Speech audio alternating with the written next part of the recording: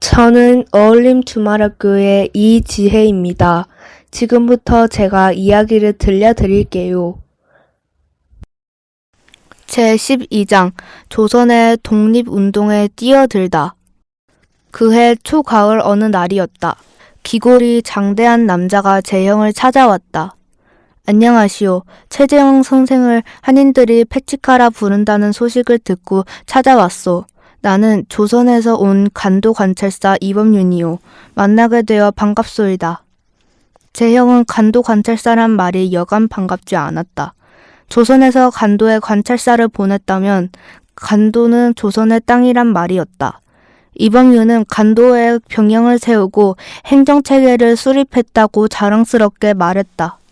간도 주민들에게 세금을 받아 군대를 유지하고 청나라에는 절대로 세금을 내지 못하게 했는데 청나라 마적대가 수시로 나타나 간도 주민들을 괴롭힌다고 했다.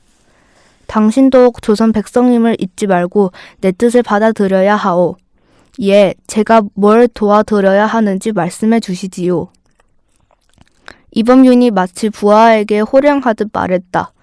당장 간도 땅을 지킬 최소한의 무기가 필요하오. 지금 청나라에서 세금을 거두려고 무력을 행세하니 우리도 가만히 있을 수가 없소.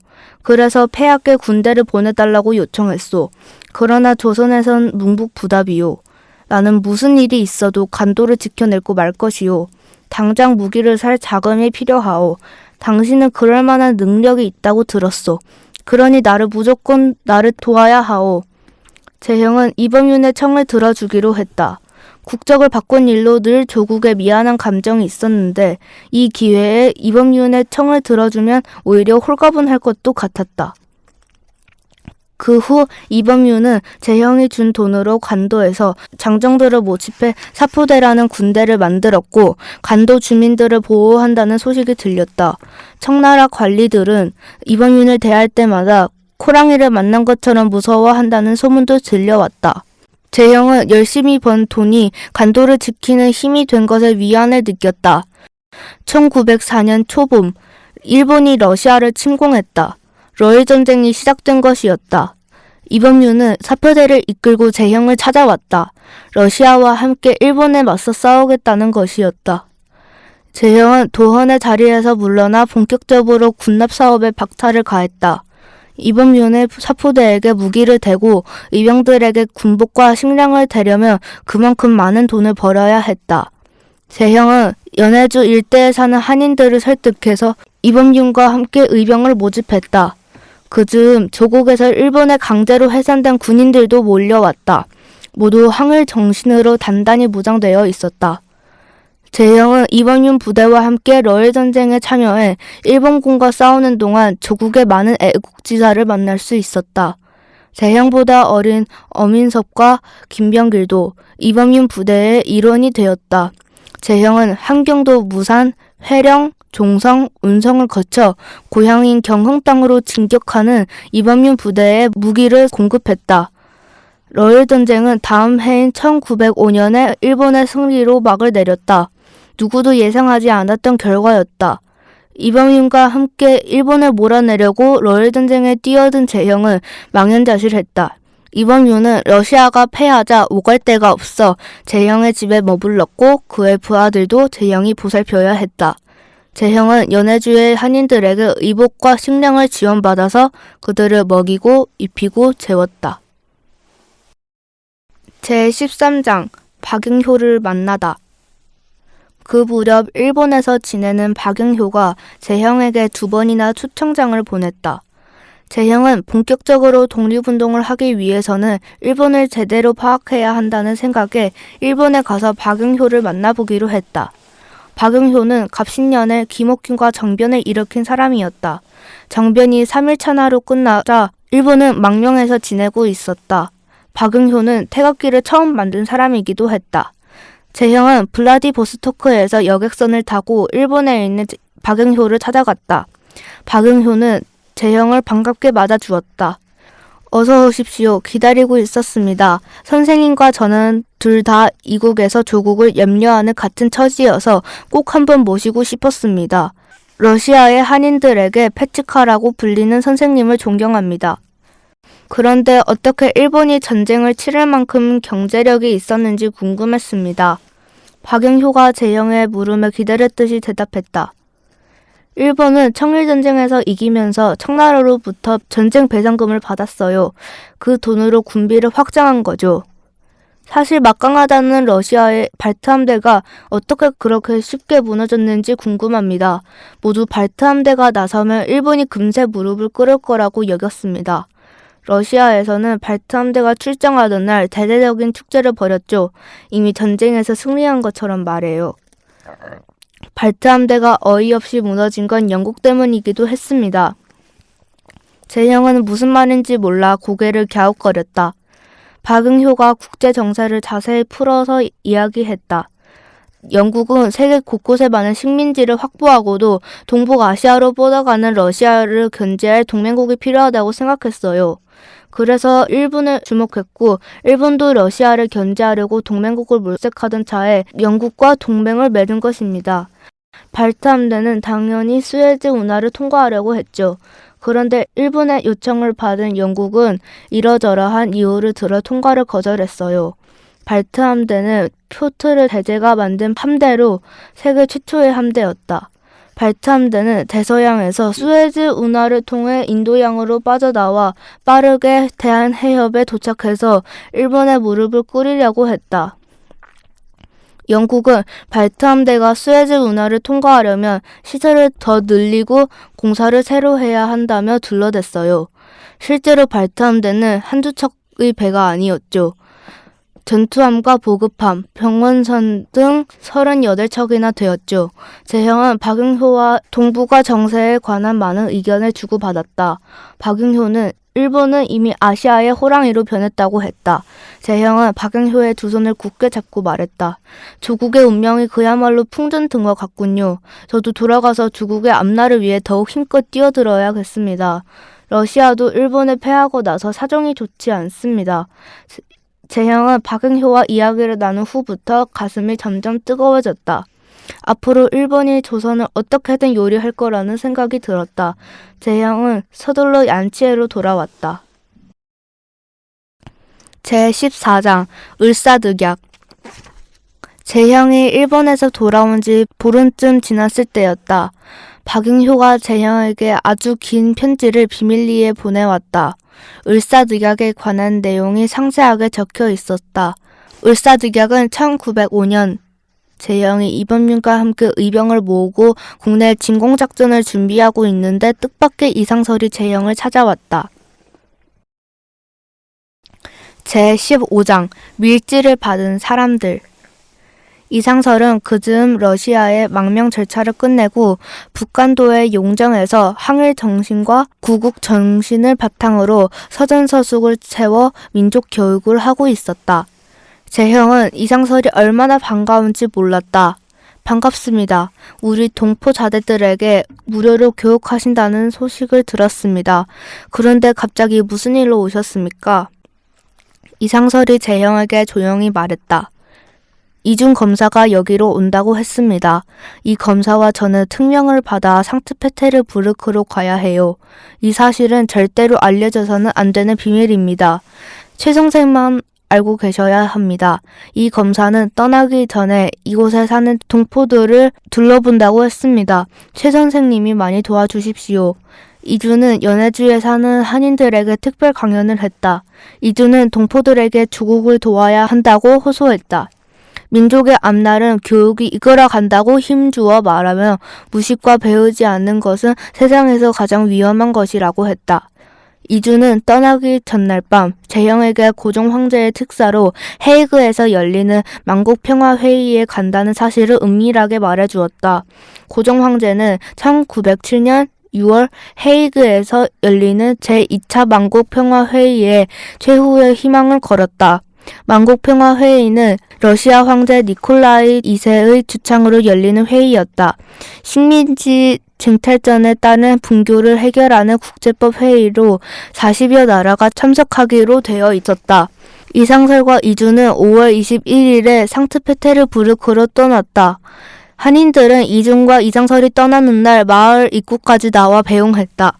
재형은 이성설과 이준이 무사히 시베리아 횡단 열차를 타는 것을 본 후 집으로 돌아왔다. 그로부터 한 달쯤 지났을 때였다. 헤이그에서 날아온 비통한 소식에 재형은 물론 연해주에 사는 한인들 모두 큰 충격에 휩싸였다. 이준이 뜻을 이루지 못하고 이역만리에서 목숨을 끊었다고 했다. 이준의 연설을 듣고 감격했던 한인들은 이준의 안타까운 소식에 너도 나도 이병이 되겠다고 재형을 찾아왔다. 제16장 동의회와 이병부대.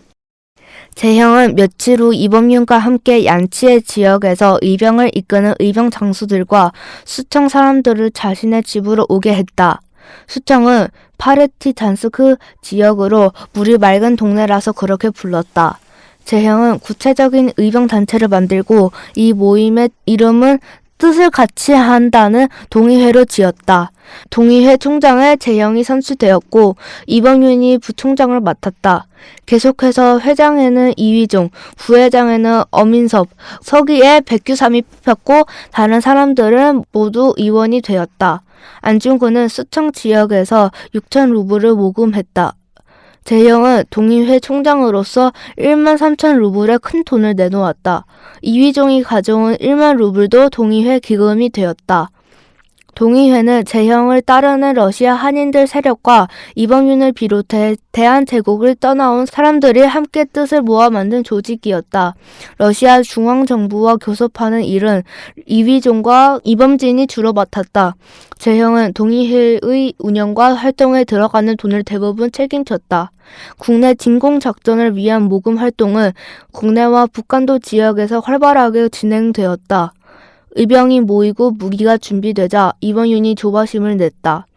이만하면 일본과 맞설만 하오. 단번에 쳐들어가서 일본 놈들을 몰아냅시다. 안중근이 조심스럽게 말했다. 제 생각도 총장님 생각과 같습니다. 우리는 정식 군대가 아닌 의병입니다. 무기도 일본군과 비교하면 허술하기 짝이 없습니다. 저도 국내에서 의병 활동을 했지만 소규모로 나누어 기습작전을 하는 것이 효과적입니다. 1908년 6월 초 의병 300여 명이 모였다. 재형은 이범윤을 총대장에 앉히고 안중근에게 참모 중장을 맡겼다. 1908년 7월 7일 드디어 100여 명으로 꾸린 소규모의 의병부대가 국내 진공작전을 개시했다. 재형과 이범윤이 총지휘를 맡고 안중근과 어민섭이 보조하면서 두만강을 건넜다. 첫 번째 전투는 함경북도 경흥군에 주둔 중인 일본군 수비대를 급습하여 대승을 거뒀다. 1908년 8월에 두 번째 전투를 치르기 위해 두만강을 건넜다. 의병부대는 일본군이 압록강을 따라 목재를 옮기려고 세운 산속의 시설물들도 전부 파괴했다. 신화산 부근에서 벌인 홍이동 전투에서도 일본군을 아수라장으로 만들었다. 의병들은 많은 탄약과 함께 수십 정의 라이플총을 일본군에게서 빼앗았다.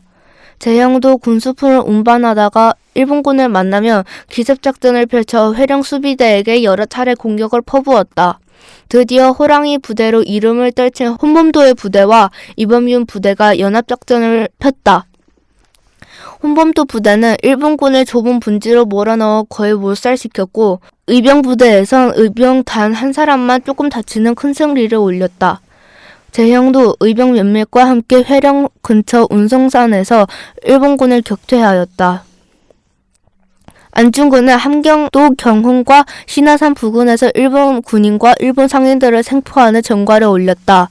그러나 살려보낸 포로들 때문에 의병의 상황이 일본군에게 알려지면서 그 후 벌인 전투에서 안중근의 의병부대가 패하게 되었다. 이 일로 의병들은 안중근을 원망하며 일본군을 피해 뿔뿔이 흩어졌는데 안중근과 몇몇 의병도 산속에서 길을 잃고 말았다. 안중근 일행은 일본군을 피해 숨어 다니다가 홍수를 만나 길을 잃은 채 도숙해야 했다. 식량이 떨어지자 거친 음식으로 간신히 버티다가 재형이 보낸 길잡이 노인을 만나 겨우 두만강을 건널 수 있었다. 그즈음 일본은 러시아 정부에 압력을 넣어 러시아 한인들의 의병 활동을 막게 했다. 러시아는 일본의 압력에 굴복해 이휘종에게 추방 명령을 내렸다. 또 러시아 국적을 가진 재형 역시 활동하지 못하도록 요청했다. 재형이 러시아의 제재로 주춤거리는 사이 해령의 영산 부근에서 전투를 벌인 의병들이 일본군에게 참패를 당하고 말았다. 안중근은 일본 포로들을 살려보낸 자신 때문에 의병 부대가 패했다며 괴로워했다. 재형은 안중근을 블라디보스토크에 있는 대동공부사로 보냈다. 재형은 대동공부 논단을 통해 항일민족 의식도 강조하고 제러 한인사회의 상황과 러시아 총독의 동정 등을 실어 한인들의 귀와 눈 역할을 했다. 1908년 11월 18일에 처음 한글로 신문을 발행했다. 이범윤 부대는 간도와 훈춘 등지로 숨어 다니느라 고생이 말이 아니었다. 의병들은 점점 줄어들었고 자금이 부족해 새로운 의병을 꾸릴 처지도 못 되었다. 재형은 활동하기 어려워진 이범윤과 따로 행동할 수밖에 없었다. 재형은 홍범도와 함께 의병을 모아 다시 일본을 압박할 계획을 세우고 은밀하게 군자금을 모으고 무기를 사들여 의병들을 훈련했다. 그러나 재형도 무장투쟁을 계속할 수가 없었다. 얀치에 있는 러시아 군인들이 재형의 의병사무소에서 모든 총기와 탄약을 압수해버렸다. 또한 러시아에 귀화한 한인들을 러시아 군인으로 강제 징집하는 한편 한인들을 조사하여 귀화하지 않은 사람들을 추방하기 시작했다. 일본은 러시아 국적을 가진 한인이라도 일본을 상대로 의병 활동을 하지 못하게 하라고 러시아에 계속 압력을 넣었다. 러시아 정부는 이를 거부하기 어려웠고 러시아 국적을 가진 재형도 러시아 정부의 방침에 따를 수밖에 없었다. 며칠 후였다. 늦은 밤 재형이 대동공부사에서 집으로 돌아올 때였다. 집 앞에 다다랐을 때 갑자기 총소리가 들렸다. 순간 재형은 다리에 통증을 느끼며 그대로 쓰러졌다. 재형의 왼쪽 다리에 총알 2발이 뚫고 지나갔고 한 발은 어깨를 살짝 스쳤는데 다리에 상처가 깊었다. 범인은 뜻밖에도 임부관이었다. 임부관은 재형이 자신들을 보살펴주지 않는다고 앙심을 품은 것이었다. 제17장 안중근의 단지동맹. 총상을 입은 재형이 집에서 쉬고 있는데 안중근이 재형의 방으로 들어왔다. 안중근이 곤혹스러운 표정으로 말했다. 총장님께서 저 때문에 총상을 입으신 것 같아 마음이 편치 않습니다. 이범윤 나리 쪽에서는 총장님이 저와 짜고 입영 지원을 끊었다고 술렁거리고 있습니다. 총장님이 일이 되셔서 정말 죄송합니다. 며칠 후 재형의 집에 머물던 안중근이 김기룡과 강기순을 데리고 재형의 방으로 찾아왔다. 총장님, 저희는 이대로 의병 활동을 포기할 수 없습니다. 언제든 기회가 오면 다시 일어나자는 뜻으로 동지 12명의 왼손 약지 손가락을 잘라 그 피로 태극기에 독립을이라고 쓰고 함께 맹세했습니다. 재형은 깜짝 놀라 안중근의 손을 살폈다. 안중근이 다시 말했다. 저와 엄민섭 동지는 이토 히로부미를 엄단하고 김태훈 동지는 이완용을 암살하기로 맹세했습니다. 만약 성공하지 못하는 날엔 우리 모두 자결하기로 피로 맹세했습니다. 재형은 안중근의 말을 들으면서 뜨거운 불길이 가슴에 타오르는 것을 느꼈다. 재형은 그날 밤 젊은 피가 끓고 있는 안중근과 그의 동지들에게 만찬을 베풀었다. 그로부터 한 달여가 지난 어느 날이었다. 대동공부사에 이토 히로부미가 만주를 시찰하러 온다는 외신이 날아들었다. 안중근은 흥분에 들떴다. 총장님, 우리 대동공부사에서 사실을 확인할 정보망을 만들고 이토 히로부미의 만주 시찰을 빠르고 정확하게 보도하겠습니다. 며칠 후 대동공부사에서 안중근이 먼저 입을 열었다. 하늘이 준 기회입니다. 이토 히로부미를 없애야 합니다. 그자는 우리 대한제국의 원수이고 동양평화를 어지럽히는 자입니다. 저도 나서겠습니다. 안중근의 말에 우덕순도 큰 소리로 말했다. 재형은 가슴에서 쿵쿵 북소리가 울렸다. 그럼 나는 필요한 경기를 대고 모든 정보망을 동원해서 일이 성사될 수 있게 하겠소. 재형의 말에 안중근이 정중하게 고개를 숙였다. 안중근은 이토 히로부미가 하얼빈으로 오는 날을 손꼽아 기다리며 바짝 긴장했다. 재형은 며칠 후 안중근을 방으로 불렀다. 이 총은 브라우닝식 8연발 단총이요. 부디 거사를 성공시켜야 하오. 안중근이 두 손으로 권총을 받으며 깊은 숨을 들이셨다. 내 집에서 연습하시오. 여기가 가장 안전하니 하얼빈까지는 동청철도를 이용하면 되고 아마 꼬박 4일 정도 걸릴 것이오. 재형도 안중근의 거사에 몹시 긴장되었다. 거사를 성공해도 안중근의 목숨을 위험에 질 것이 뻔했다. 재형은 안중근이 중대 결심을 한 순간 이미 목숨을 버리려 했음을 알아차렸다. 재형은 골방을 안중근에게 내주었다. 안중근은 바로 다음 날부터 종이에 사람을 그려 벽에 붙여놓고 날마다 사극 연습을 했다. 벽에 붙인 그림은 사람 정면 그림 한 장과 옆면 그림 2장이었다. 안중근은 그림을 향해 걸어가면서 옆에서 돌아보면서 뒤에서 눈을 감고도 쏘고 뛰어가면서도 쏘아 총구를 빠져나가는 총알이 이토에게 백발백중이 되도록 연습했다. 제18장 코레아 우라 1909년 10월 21일 안중근은 우덕순과 함께 블라디보스토크를 출발했다. 편집기자 이강은 대동공보 하얼빈 지국장에게 안중근과 우덕순을 소개하는 편지를 써서 안중근에게 주었다. 안중근은 하얼빈으로 가는 도중 친지를 방문해 통역을 부탁했다. 재형은 안중근의 성공을 두 손 모아 빌었다. 이토 히로부미가 탄 기차가 체가구에 정차하면 우덕순과 조도선이 기차에 뛰어올라 저격하기로 하고 만일 실패하면 종착지인 하얼빈에서 안중근이 이토 히로부미를 저격하기로 계획을 세웠다. 26일 새벽 안중근은 일찍 하얼빈역으로 갔다. 하얼빈역은 러시아 병사들의 삼엄한 경비 속에서 이토 히로부미를 맞이할 준비를 하느라 몹시 혼잡했다. 안중근은 간신히 경비망을 뚫고 역사 안에 있는 찻집으로 들어갔다. 열차는 오전 9시에 하얼빈역에 도착했다. 30여 분 후 드디어 이토 히로부미가 모습을 드러냈다. 러시아 군악대가 환영 팡파르를 울렸다. 바로 그 순간 총소리가 울렸다. 1발, 2발, 3발. 잠시 후 다시 4발, 5발, 6발, 7발까지 울렸다. 역사에 몰려있던 사람들이 우왕좌왕하는 모습이 보였다. 잠시 후 하얼빈역에 안중근의 힘찬 외침이 울려 퍼졌다. 코레아우라! 코레아우라! 재형은 거사 성공 소식을 듣자마자 서둘러 해야 할 일이 있었다. 몇 시간 후에 상세한 거사 소식이 날라들었다. 안중근은 이토 히로부미에게 총 3발을 정확히 쏘았고 나머지 4발은 이토 히로부미와 함께한 수행원에게 날아갔다. 이토 히로부미는 급히 열차 안으로 옮겨졌지만 총을 맞은 지 30여 분 만에 기차 안에서 목숨이 끊어졌다. 그때 자신이 한국 의영군 참모중장, 나이는 31살이라고 한 다음 거사의 동기를 분명하게 밝혔다.